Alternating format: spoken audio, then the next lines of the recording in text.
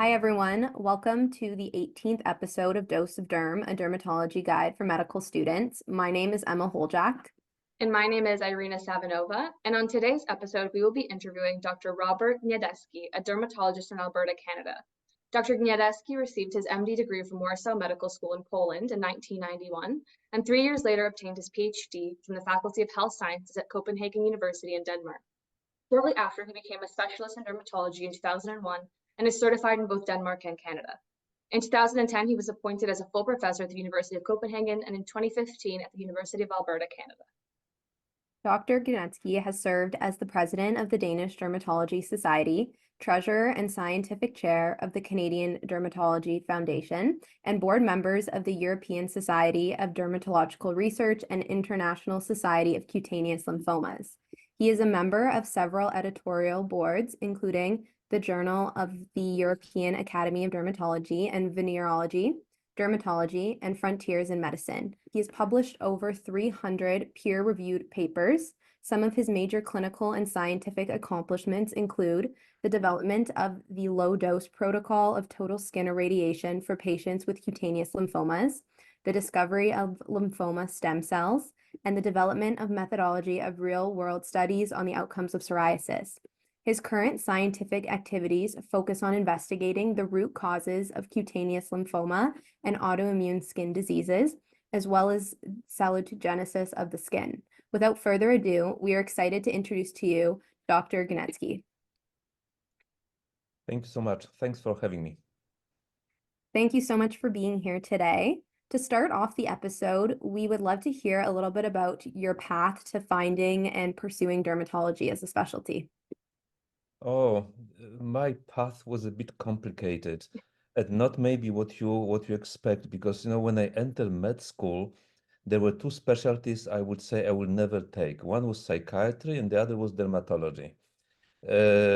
One psychiatry because I was not interested that much, I didn't understand what it is about, and dermatology was pretty ugly.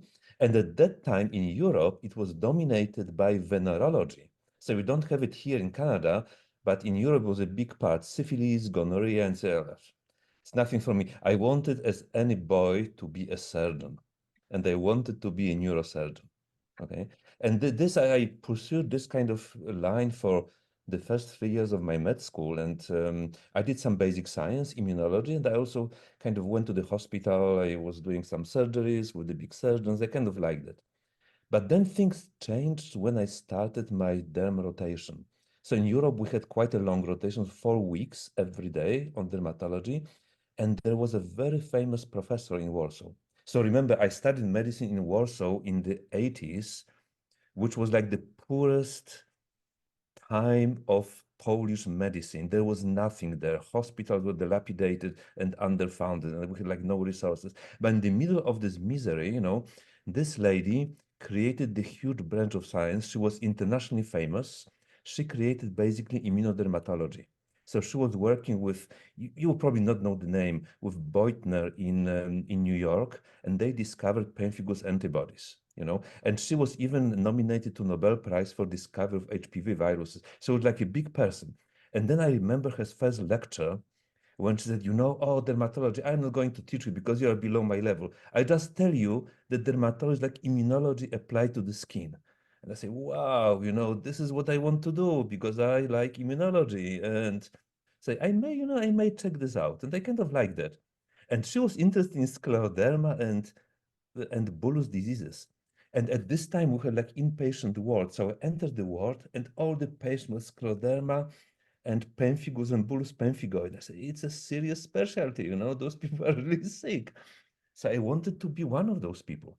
So, and then I had a chance to go abroad for like elective, and I got funding to go to Spain, to a little hospital in the northern Spain in Pontevedra. So I said, it's a good chance for me to learn a bit of dermatology. So I kind of reached out to the doctor. There were only 2 dermatologists there. And this was like the best time of my life. This guy, I still keep in contact with him.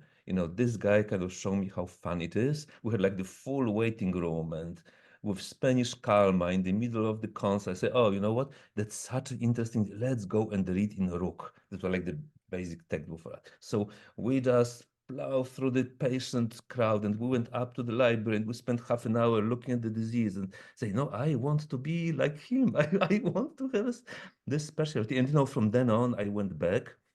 I wanted actually to join this derm department in Warsaw, but I couldn't. There was no place. So I said, I have to go abroad.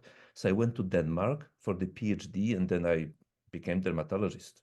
And then, I met so many people and I had so many friends in dermatology that it was really impossible to leave because we have so many connections. That's what you want to do. So this was my pathway, probably a bit atypical. No, that's super interesting for us to hear. Mhm. That's exactly what we want on a podcast, something interesting. So Yeah. thank you for sharing that with us. I think that we also noticed that besides dermatology, you seem to have a lot of other roles outside of practical medicine, being on different journal committees and board committees. How did you get involved in that, and what is your role in those positions? Well, it's a kind of natural thing if you practice academic dermatology and always wanted to be a doctor in academia. Academia was slightly different this time.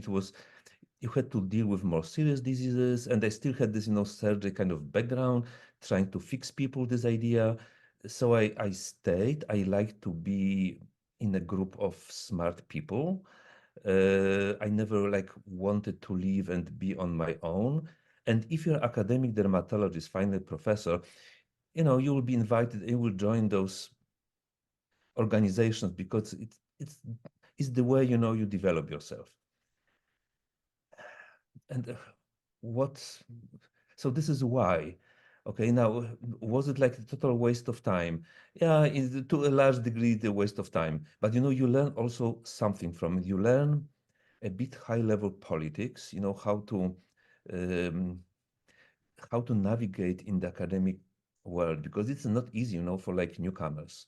And the second, what I really appreciate a lot is you are reviewing other people's work. And in the beginning, I didn't like it at all because I don't really like to judge other people's work.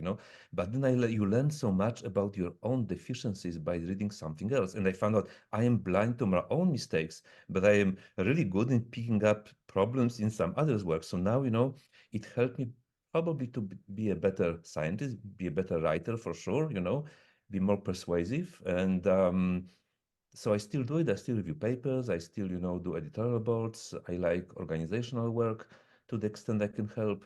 I think it's helpful, to develop yourself more than just a clinician. That's a super interesting perspective. I like that.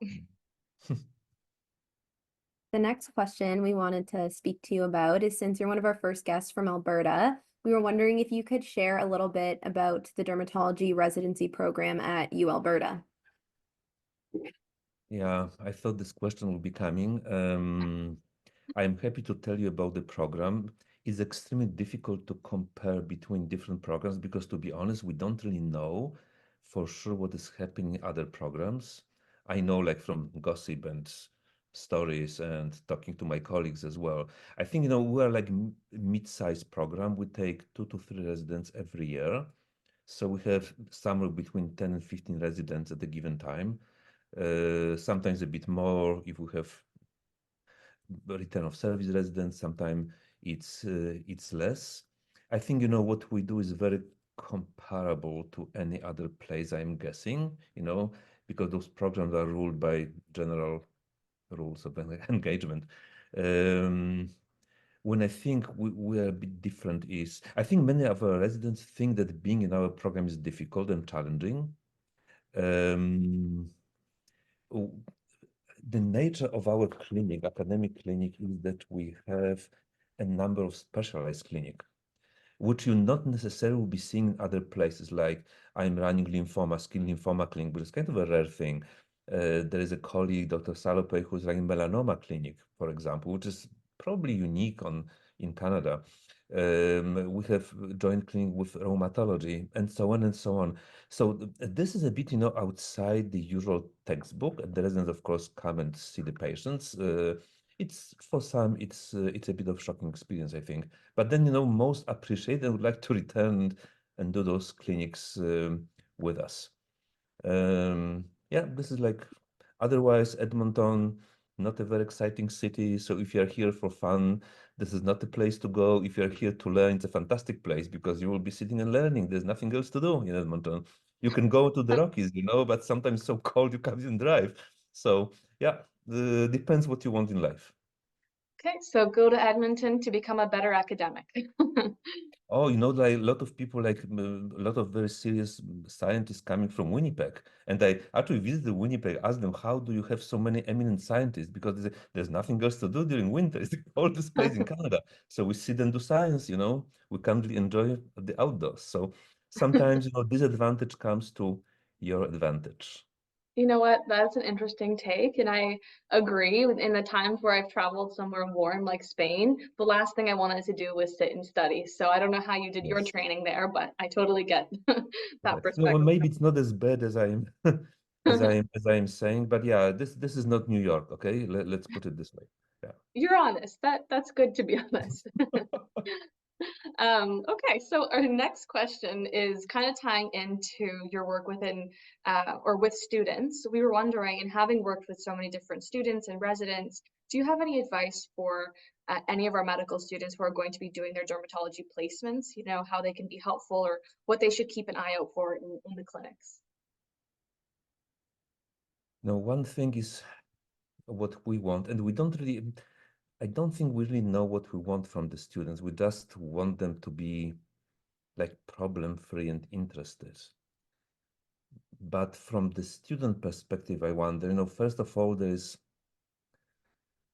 like the system here in Canada is a bit different European because you have this like one-time chance to go to specialty. Either you do or you don't. It's very difficult to switch.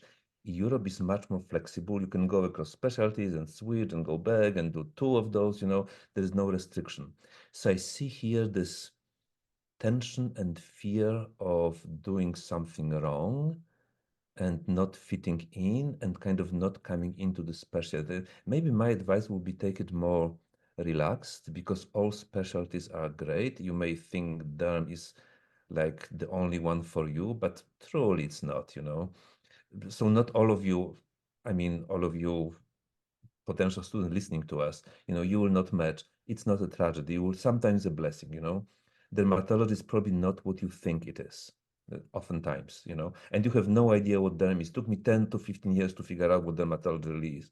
So you will never learn it. So it's kind of a leap of faith. I think, from my own experience, I always look who are the people around me? Do I like them? If you don't like people in the specialty, I wouldn't go because like you will learn stuff underway, but you will never change people. They will be there, and if you don't like it, if they stress you, you will be stressed. So I will look for the specialty, the places, the programs where people seem to be happy, enjoy their work, you know, and are inspiring to you. So I think that if you find this, you will be inspiring as well. It's always a reciprocal relationship. It's very difficult to be sparkling and bubbly in a gloomy place. It's not working. So yeah, so this will be my advice. Otherwise be yourself and yeah. From your side, try to figure out what derms are doing, go to different places because they're very different, just to have an idea, is it something for you? Yeah, but look at people. I think that's all such great advice. And I like what you said too about if you don't end up matching, it's not the end of the world. You will find something else you like, because I think there's so many times when you kind of come to these big points of your like career or life and you're like, oh, you're waiting on this thing to happen. But then 9 times out of 10, when you're looking back 5, 10 years from now, you're like, wow, I didn't need to do that. Or I'm so happy that where this other path led me down. I can't even imagine if Yeah. I would have been somewhere else. 50% of my time, I don't even do the skin. I do hematology, oncology, rheumatology, clinical immunology. And if you become one of those specialties, you can use 50% of time doing skin.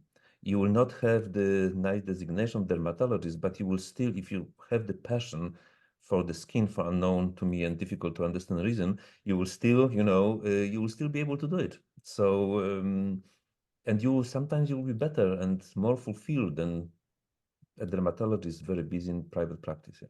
So Yeah, that definitely makes mhm. sense.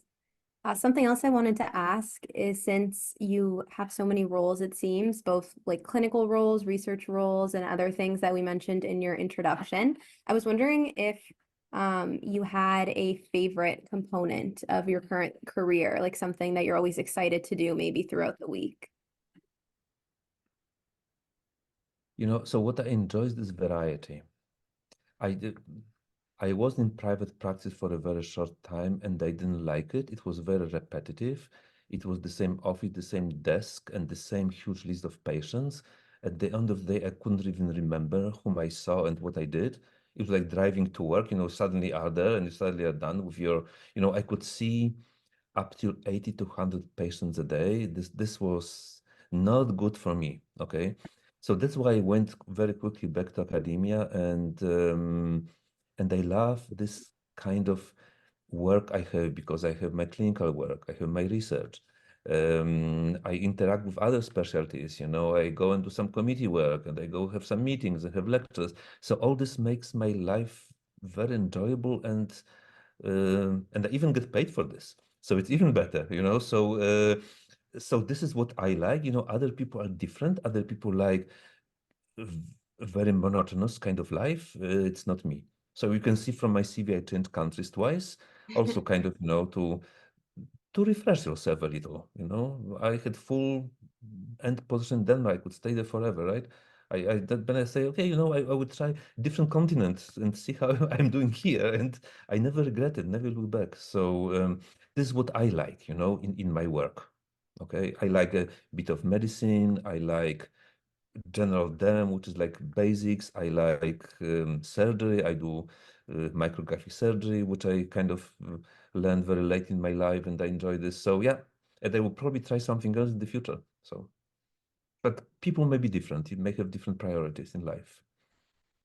So it seems like, to summarize, you probably really like the variety that dermatology offers in your career. Yes, that's why I'm in academic environment. Because if you go to private practice, it may be more monotonous, or Mhm. maybe accents will be on other aspects of life, maybe more on business kind of related aspect. And some people like that, and they're very good at this. So yeah, go for it if you are good, and that's a great opportunity as well. I think you should kind of during residency try to find out who you are and what you really like, and then just go for it. Don't listen to what is appropriate, what is currently in vogue. Just go and listen to your gut, because then you will be happy. We really appreciate you sharing kind of the positives of the field, but as you know, we like to be honest with our listeners as well, and to maybe some of the things that they may not realize are drawbacks to dermatology. So you kind of touched on it a little bit, like if private practice is monotonous, but is there anything that you feel like a lot of students don't know that maybe they should consider in terms of a least favorite part of the specialty? Well, I'm not an expert. I don't do cosmetic dermatology, okay? But I think a lot of people think that's an easy money, easy dollar. And I think it's kind of opposite. I think many people are unprepared to practice. They are prepared technically. They're not prepared as people to advise, and sometimes I see the results of my colleagues of the cosmetic procedures, and I think this is not good. This could be done. Not that it's done technically wrong. It doesn't fit to this patient. Like enormous lips on an elderly woman. It's somehow, we're missing something. So I think this is maybe a misconception that I would just set up a nice practice and I will have easy life. This is definitely a misconception. Okay. Mm-hmm. And also I think people underestimate the amount of general medicine dermatology. It's more than you think. And if you miss that part, you will probably not be the greatest dermatologist. You will go by, you will probably sail through life, but it will not be the most deep and enjoyable style of practicing. That's some really good considerations. I haven't heard of those before. Yeah. The next question I wanted to ask you a little bit more about was, we wanted to know if you could share a little bit about your research, whether that's previous research you're really passionate about or ongoing projects. And then it's kind of a two-part question. The second question we wanted to ask is if you have a perspective or an idea or a thought regarding what the biggest issue facing the field of dermatology is. Yeah, so my research is kind of a mixed thing because I like basic research. I like to look at the cause of the disease, also pathway, how we can be healthier, actually cure the disease. So I do quite a bit of basic science, like basic genetics and cell biology, together with other groups where we're investigating skin lymphoma. I'm not going to details, I don't think it's interesting. Now it's more autoimmune diseases. There is this huge question mark. Why is autoimmunity on the increase? You are taught in med school it's just the immune system, but something triggers the immune system. It's not all genetics because our material is the same as 500,000 years ago. So we didn't change, our genes did not change much. But but if you read all books in dermatology, and those people were very good in documenting diseases. Autoimmunity was like rare infections were the big thing, So there's certainly a change in the pathogenesis, and I don't think that there is much interest right now in looking into the basic mechanisms. Interest now is looking at the pharmacological targets because everybody wants to, have a drug and just put a drug on the patient that treat like symptoms of the disease and signs rather than the root cause. So I do a lot of research into this problem. I think also at the same time, there's a huge gap. We kind of forgot that what we want to do, we want to cure people. And now we are doing disease management. Even if you open a book, it's not about the cure, it's about managing the disease. I don't want to manage, I would like to cure a person, and people want to be cured as well. So it's kind of now about maintenance of the disease, just kind of patching the most irritating symptoms. I don't like this at all. I'm not bright enough to discover the cause, but actually maybe at least do a little, to go into this direction. So this is the one part of what I like to do. And the second part is actually the quite opposite. It's the long-term outcomes of our interventions.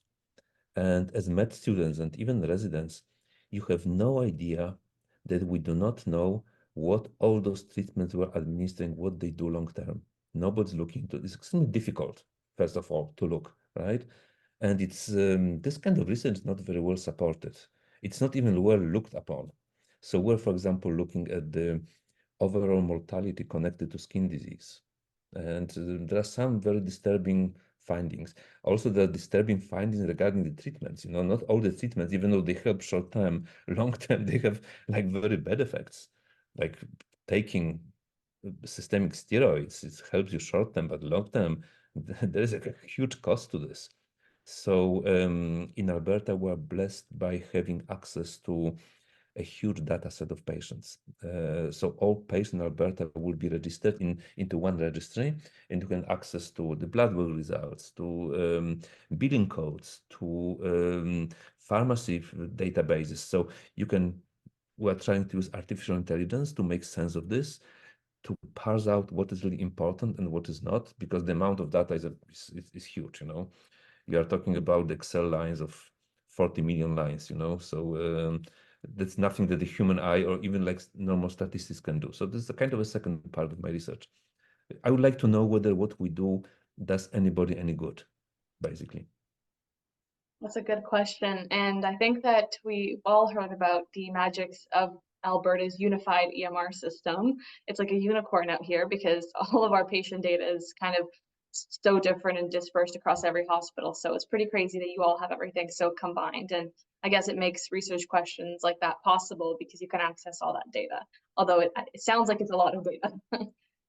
Yeah, it is cumbersome, but it's free still. It's very Yeah. cheap. In other provinces, very expensive. We can still access this for like almost zero cost, which is fantastic. It's amazing. Well, that brings us to our last question before we jump into the rapid fire part of the episode. And for the last question, we kind of always like to open up the space to our guests to leave our viewers on some last piece of advice. So anything maybe that you've heard or picked up along the way that you think is important to share, or just something that you think of on the spot. You want a lot of advice, We do. We really do. Yeah, the thing about advice, nobody follows the advice. And what Also a someone who philosophy said these nice things about advice, old people give advice, but they would rather give bad example instead. question. Because I I can't give you bad example. Yeah, what will be the last advice? You know what? The last advice will be something I read from Watson, the discoverer of the DNA helix. He wrote a fantastic book about his life. He was a Mhm. very interesting person, very honest. And the title of the book is Avoid Boring People. So this will be my advice to you, to the students. Avoid boring people. Team up with people who are interesting, who inspire you, and don't be boring yourself. This is something I observe in Canada. Like people who come to residence program, they're extremely proper, and they're extremely stiff, and they're extremely afraid of making mistakes. And many in the beginning are extremely boring to deal with, and we shouldn't, like person like me who is old should be always inspired by dealing with young people. But sometimes, takes a while to open people up. So my advice is, try to try to enjoy your work, because we're so lucky with where we are, with our job, with possibility to interact with people, help people, and have insight into the works of human body is amazing. But it is hidden behind this boring professionalism. Okay, so I would advise you. Oh, another advice: always have a good story about the patient, because then you will easily. Sorry, my watch is beeping. You will easily, make friends just by discussing this. So try to be interesting, and try to enjoy what you are doing. This is my advice. I think that's a very fun way of putting that advice and seemingly simple, but I think it's a fun way of putting it. So thank you for It that. needs a lot of courage.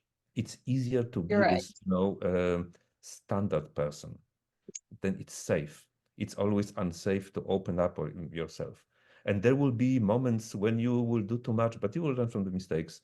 Nobody will blame you in long term for it. Everybody will love people who are more open and honest. I think that all makes sense, and it's a great piece of advice to leave our listeners with. And to end off the episode, we like to ask all of our guests some fun rapid fire get to know you questions to get to know you a little bit outside of medicine. The first question we had for you is we wanted to know your favorite thing about living in Edmonton or about Alberta in general. Maybe something you think more people should know. My favorite thing about here, I like the seasons, I don't like the very long winter, but I like this definite season. Living in Denmark, it's more like Vancouver. It's rainy, and then it's like less rainy and a bit warmer. You don't have this, but here, there is snow, there is snow, there is hot. It's really hot. So this I enjoy. Of course, everybody likes nature here. I like it too, even though it's a bit long to drive to the Rockies. It's certainly I like hiking, and I like skiing, so it's for me is ideal. Uh, and I like, the idea that I can afford a huge house here. It's like a different lifestyle.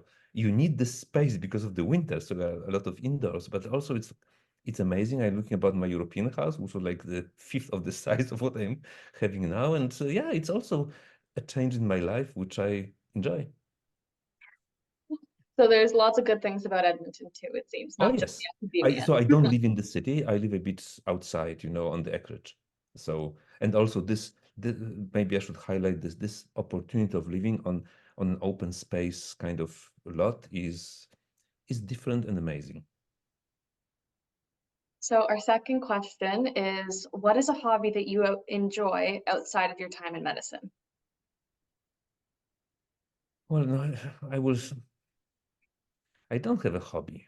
I have stuff I like to do. So I mentioned like hiking and nature. I really Mhm. like to be outdoors, and I enjoy it. I like reading quite a bit. Sometimes when you go to the meeting, they will ask you, if you are not a doctor, who could you be? I said, I could be a librarian, Oh. like dealing with old manuscripts. I find this so interesting, like handwritten medieval manuscripts. They're beautiful, and they're so mysterious. So yeah, I change things I like to do. I don't have like one thing I have been doing for years and years. Depends. but You I did our don't. job better than we did. Let's pretend we asked you, what would you be instead of a doctor? That was a much better question to ask. And you would be a librarian. So thank you for answering. Yeah, I don't know. It's one of it's something that came to my mind at the moment, right? I could do probably anything. There are some jobs I will not be able to do, like being a lawyer. I think it's not for me, but but a lot of jobs I will. And sometimes I even think, should I maybe leave my medicine for a while and do something else? That was really interesting. The final question we have for you is, it seems like you've lived in so many different places throughout the course of your life and training, and we wanted to know if you had a favorite place and why that place. Well, so I lived for a longer time in three different. So I lived in Warsaw in Poland for a very long time. Then I lived in Copenhagen, and now I live here. And all the places, there's no like an ideal place, okay?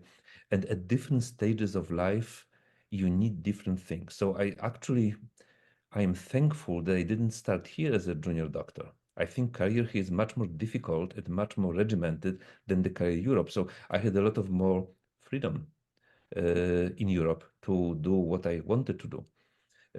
I think for senior doctors, Canada is a great place to be. Europe now is, it's socialized health service, so it's under a huge scrutiny from the politicians. You have to, there's a lot of oversight, which I didn't enjoy. Also, like for young people, being in Europe is a great place. Being adult with the family, Canada is a great place too. So, I think I enjoyed everywhere, to be honest, and I wouldn't pick like one. Uh, Maybe, if I could change the climate to slightly warmer, like shorter winter here, this I could improve Canada a bit on this. But otherwise, I really enjoy being here. That's a really positive note to leave us on. I think that we all agree about the winter comment, and we don't have to go into it because we're all on the same page, I think. But other Yes. than that, I think we agree that that's a really positive way to think of things. So on that note, I wanted to say a huge thank you to you, Dr. Gniadecki, for joining us today. We really appreciate your time, and we had a great time just listening to your advice and insights. It was really wonderful to have you here today, and even to get a little glimpse of Alberta as well. And to all our listeners, thank you so much for listening. If you want to keep up with our podcast, offer any feedback, or know when we post our next episode, you can follow us on Instagram and Twitter at Skin Curriculum, or visit our website at www.skincurriculum.com. Otherwise, we hope you enjoyed this episode of Dose of Derm, and we hope you all take care.